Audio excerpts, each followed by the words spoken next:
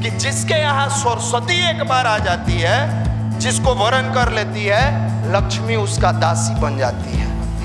और यही अच्छाई जब बच नहीं पाती है तो अहंकार का निर्माण करती है। आजादी के लड़ाई के लिए जब बिगुल फूंका जाता है तो चंद्रशेखर आजाद और भगत सिंह शालीनता बिना मोल बिकती है, पर उससे सब कुछ खरीदा जा सकता है। माँ बाप का जो प्रेम है, ईश्वर का प्रेम है, परमात्मा का जो प्रेम है, ये उन लोगों के दिल में नहीं उतर सकता है जो तिक्रम करते हो। जैसे हम सफलता की सीढ़ियों पर धीरे धीरे आगे बढ़ते हैं, बहुत सारे लोग हैं कि हमारा पैर पीछे खींचते हैं। इसका भी अपना अलग मजा है। अगर पैर नहीं खींचा जाए तब तो आप तुरंत भाग के ऊपर चल जाइएगा, फिर नीचे देखिएगा ही नहीं। ये भी तो है कि अगर तेजी से आप ऊपर चले गए, अब भाग के ऊपर चल गए तो नीचे वाले को पूछिएगा? नहीं पूछिएगा। दूसरा है कि अगर तेजी से भागते गए, कोई रुकावट नहीं आया, तो फिर जिंदगी का मजा भी नहीं है। मजा तो तब है जब एक बॉल हो, 4 रन मारना हो। अब 65 बॉल में 2 रन बनाना है तो कोई मैच का मजा ही नहीं है। तो मजा तो तब है जब स्ट्रगल हो और स्ट्रगल के बाद सफलता मिले, क्योंकि उसी स्ट्रगल में आपका मेंटल बैलेंस चेक होता है। आपका मेंटल बैलेंस कब चेक होता है? कोविड नहीं आया होता तो इम्यूनिटी के बारे में पता चलता कि इम्यूनिटी क्या है।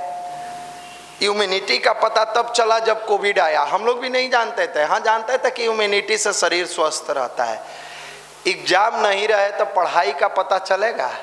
अभी तो पूछेंगे कितने लोग पढ़ते हैं, जो जॉबों में होगा वो हाथ उठा देगा कि हम पढ़ते हैं। क्यों? क्योंकि वो भी 1 आध घंटा कुछ न कुछ पढ़ते ही होंगे। तो जब तक एग्जाम नहीं आए पढ़ाई का पता। अब इन लोगों से भी पूछा कि मन लगा कर पढ़ती हो? एकदम पढ़ते हैं भैया।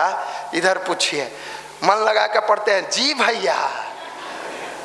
एग्जाम दिए हैं? जी भैया। रिजल्ट हुआ? ना भैया। तो ये मन लगा है कहाँ? फिर मन लगा कहाँ? देखिए, गुरुदेव की एक पतली सी पुस्तक है, कभी मौका मिले तो पढ़िएगा। एकदम पतली सी पुस्तक है, गुरु जी की साधना पर लिखी हुई किताब है। कई बार उसका जिक्र भी किया है। साधना में प्राण आ जाए तो कमाल हो जाए। लगभग रविवार को उस किताब का हम जिक्र करते हैं। एक बार जरूर पढ़िए, अगर नीचे मिल जाए, नहीं तो फिर कभी शांति कुंज जाइएगा तो वहाँ से लेके आइएगा। और दूसरा, जब उसको बढ़िया से पढ़ लीजिएगा, पहले इसको मत पढ़िएगा। तब दूसरी एक किताब है, साधना से सिद्धि। वो पहले अगर पढ़ लीजिएगा तो समझ में नहीं आएगा। आपको लगेगा हम तो सिद्ध हो गए, बाबा बन गए। कि अब वो तो जैसे पढ़िएगा आपको लगेगा कि अब तो गुरुजी इतना हम जान ही न गए। बैठ के ज्ञान देना शुरू कर दीजिएगा। तो पहले पढ़िएगा साधना में प्राण आ जाए तो कमाल हो जाए, उसको समझिएगा। वो जब समझ में पूरा आ जाए तब पढ़िएगा साधना से सिद्धि। जब आगे पढ़ते पढ़ते जाइएगा तो उसमें बताए हैं विशेष अनुष्ठान के बारे में, विशेष साधना के बारे में, नवरात्र साधना से लेके सब कुछ। लेकिन दैनिक साधना के बारे में जरूर पढ़िए। और नवरात्र साधना के उसमें लिखते हैं कि अगर राम का अभियान नहीं होता तो हनुमान के बारे में हम लोगों को पता नहीं चलता। अगर जीवन में संघर्ष नहीं होता तो हमारे संघर्ष में पेशेंस का, धैर्य की परीक्षा कैसे होती है, किस लेवल से होती है, पता नहीं चलता। इसके लिए आपको प्रत्येक रविवार को बुलाया जाता है। कई भाई नए आए होंगे, सोच रहे होंगे कि क्या होगा, कैसे होगा। हमको तो कहा था विल पावर डेवलप होगा, IQ और कंसंट्रेशन पर बात होगा, सब होगा। काहे चिंता करते हैं? पहले किसान भी कहता है कि इस खेत में हम फसल लगाएंगे। फसल लगाने से पहले क्या किया जाता है? पहले उस खेत की जुताई होती है, उसमें घास ओस होता है तो उसके लिए अलग कंटा टाइप के मशीन होता है, उससे घास निकाला जाता है। जब मिट्टी को उर्वरा बना लिया जाता है तब उसमें फसल डाला जाता है। संडे को बुला के पहले आपकी जुताई हम लोग करते हैं, बढ़िया से देखते हैं ध्यान से कि 1 घंटा हुआ, कै गो हिलोरा मार रहा है, कितना देर कंसंट्रेशन में बैठ रहा है। सबसे पहले आपको बैठना आना चाहिए। कंसंट्रेशन की शुरुआत वहीं से होगी, क्योंकि आपको पहले बैठना आना चाहिए। बैठिएगा, सबसे पहला कंसंट्रेशन कि हम 20 मिनट, 30 मिनट, 40 मिनट बैठ रहे हैं। जैसे बैठना सीखिएगा मेडिटेशन अब शुरू होगा, क्योंकि कंसंट्रेशन के साथ मेडिटेशन जुड़ जाता है। पहले बैठने का आदत तो डालिए। इसी 24 घंटा में यहाँ जितने लोग बैठे हैं मैक्सिमम लोगों को रील्स खोल के दे दें और कहे कि अब हम शांत होते हैं, आप लोग रील्स देखिए। जब कहिएगा कि भैया आप देख लिए, तब फिर हम बोलना शुरू करेंगे। पता चला 3-4 दिन हम खड़े रह गए। वहां कोई दिक्कत नहीं है, कोई दिक्कत नहीं है, हम 3-4 दिन खड़े हैं। अब कहेगा बोलिए भैया आप, फिर कुछ कहेगा तो एगो लास्ट में कहेगा क्या हुआ, थोड़ा देर रुक जाइए, हमारे 2-3 गो भी बचल है। ये क्या है? हमारी ऊर्जा का ट्रांसफॉर्म जो हो रहा है वो निगेटिव साइड में हो रहा है। हम इसी के लिए उपासना करते हैं, ईश्वर के पास बैठते हैं और तब साधना करते हैं, यानी मेडिटेशन करते हैं। ये मेडिटेशन क्या है? अपने आप को साधने की एक प्रक्रिया है, अपने आप को समझने की एक प्रक्रिया है। 1995 से लेके आज तक आप इस चीज को हटा दीजिए क्या है कैसे है, लेकिन 1995 से लेके आज तक किसी व्यक्ति ने किसी ऑर्गेनाइजेशन को किस भाव से सींचा होगा, इसकी कभी आपने कल्पना की है? आप बाहर की दुनिया मत देखिए। कंटिन्यूअस अगर कोई एक व्यक्ति मन में ठान लेता है कि हम समाज को बेहतर बनाने के लिए ऐसे प्लेटफॉर्म पर आगे बढ़ाएंगे युवाओं को जहां उनका साधना, स्वाध्याय, संयम और सेवा बेहतर होता जाएगा, क्या उस व्यक्ति के जीवन में तनाव नहीं आया होगा? क्या वो उस व्यक्ति का मन कभी ऐसा नहीं किया होगा कि एक ही काम कितना दिन करेंगे? आपको कहीं से प्रेरणा नहीं लेना है, बस यही युवा मंडल से, अपने प्रांतीय युवा प्रकोष्ठ से आप प्रेरणा लीजिए। जिस युवा प्रकोष्ठ को चलाने वाले आदरणीय मनीष भैया लगातार इस बातों को सोचते आए कि एक युवा हताश, निराश, उदास अपने पिता से पैसा लेके संघर्ष के सहारे उनके घर में माँ बाप कठिन चुनौतियों का सामना करते हैं और चलाने का जब प्रयास मन में ठाना तो कभी भी पीछे मुड़कर नहीं देखा। कई बार घर परिवार तनाव जिंदगी का आता है, फिर उस तनाव को किनारे करके इस अभियान में लग जाते हैं। हम आप क्या यहाँ से नहीं सीख सकते कि एक व्यक्ति के द्वारा ठाना गया ये अनुष्ठान आज 29वां साल कंटिन्यूअस चल रहा है। हमारी पढ़ाई तो 4 से 5 साल अगर मन से कर ले, इसमें जो IIT की तैयारी करने वाले होंगे 2 से 3 साल पढ़िएगा, IITian बनिएगा। मेडिकल की तैयारी करने वाले हैं, ईमानदारी से 3 से 4 साल पढ़िएगा तो आप डॉक्टर बन जाइएगा। जनरल फील्ड में 2-3 साल पढ़िएगा तो डॉक्टर बन जाइएगा। मैक्सिमम 5 साल अगर हम अपनी अनुष्ठान को ईमानदारी पूर्वक, अपनी पढ़ाई को ईमानदारी पूर्वक करते हैं, दुनिया में कोई माई का लाल पैदा नहीं हुआ है जो मेरी सफलता को आने से रोक दे। ईमानदारी पूर्वक अपने माँ बाप से वादा तो करते हैं कि माँ जाएंगे, पिताजी जाएंगे, मेहनत करेंगे, जीवन को सफल बनाएंगे, लेकिन जैसे ही दुनिया की चकाचौंध में आते हैं अपने आप को उलझा लेते हैं। जैसे ही इस दुनिया में आते हैं, देखते हैं लॉज में मेरा मित्र मोबाइल पर वीडियो गेम खेल रहा है, हम भी वीडियो गेम खेलना शुरू कर देते हैं। देखते हैं मेरा मित्र अलग दुनिया में अपना गर्लफ्रेंड बनाया है, बॉयफ्रेंड बनाई है, उस दुनिया में अपने आप को भटका देते हैं। ये गर्लफ्रेंड और बॉयफ्रेंड से अगर आपका जीवन सफल हो जाना होता तो आपको यहाँ आने की जरूरत नहीं थी। आप वो भी भूल जाते हैं कि मेरे जीवन का भविष्य, मेरा वर्तमान तो बिगाड़ ही रहे हैं, भविष्य कैसा होगा। और जो युवा चाहता है कि उसका भविष्य बेहतर हो, उससे भाव भरा निवेदन है कि अपने वर्तमान को बेहतर कर ले। जिसका वर्तमान बेहतर होता है उसके भविष्य की नींव कभी नहीं डगमगाती है, कभी नहीं डगमगाती है।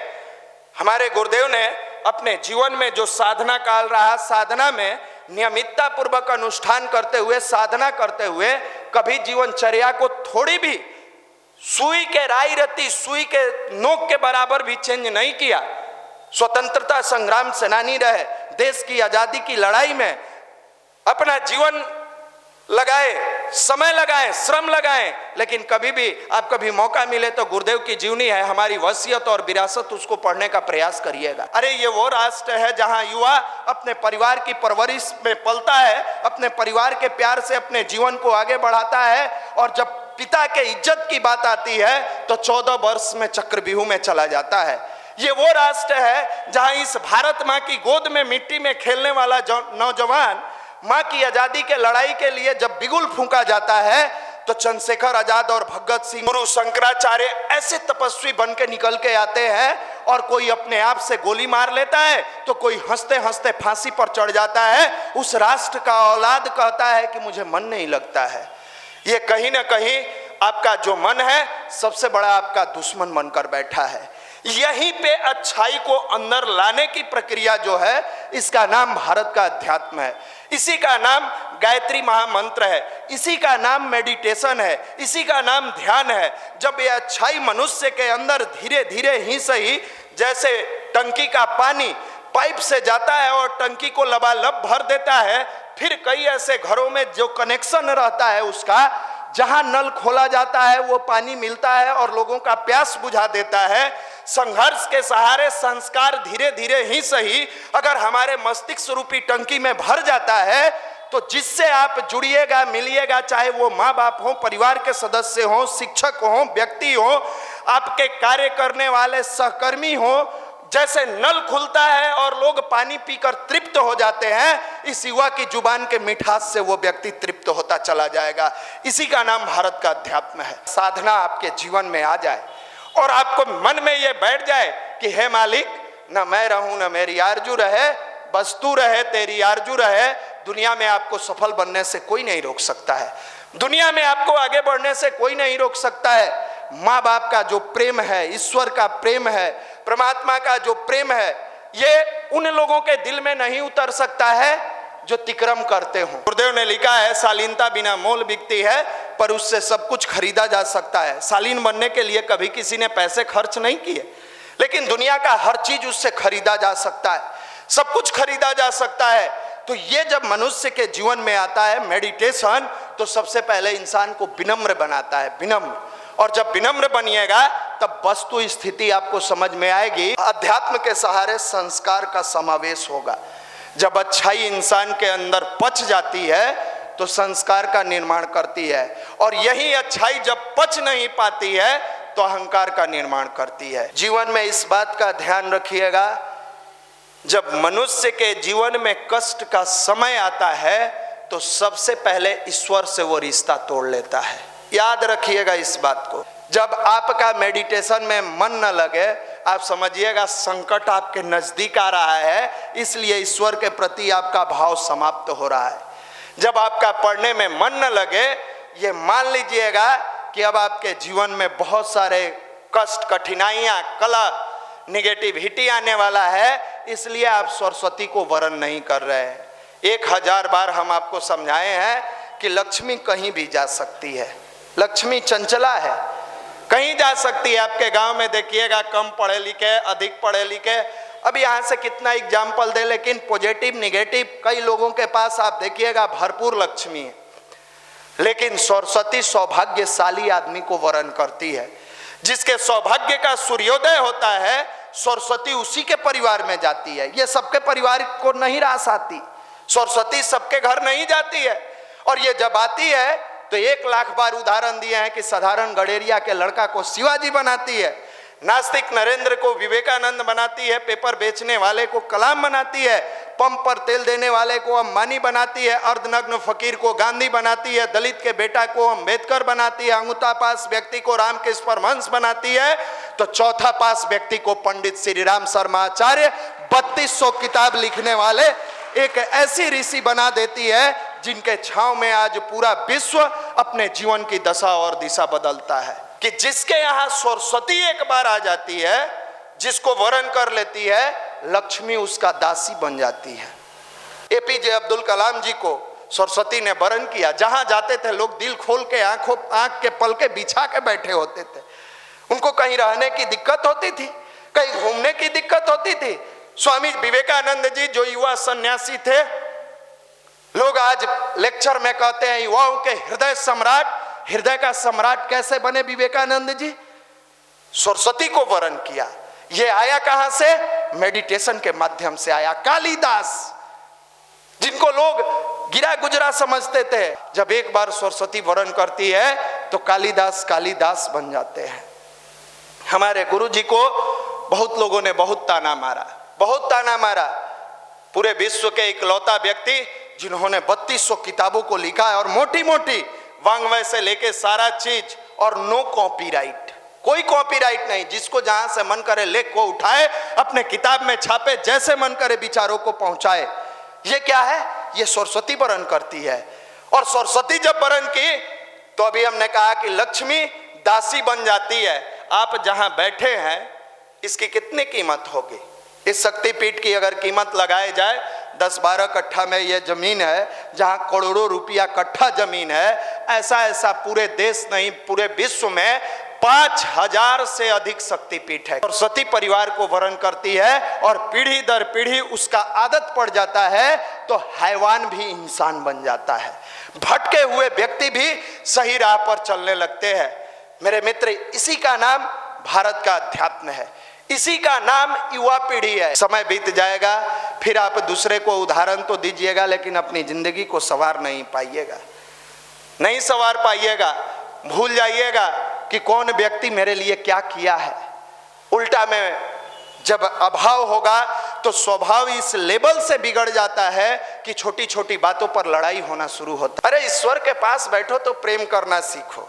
ये तो सौभाग्य मिला है कि इस उम्र में, जिस उम्र में लोग नशा के शिकार हो रहे हैं, जिस उम्र में अपने जीवन की दशा और दिशा बिगाड़ते हुए अपने आप को बर्बाद कर रहे हैं,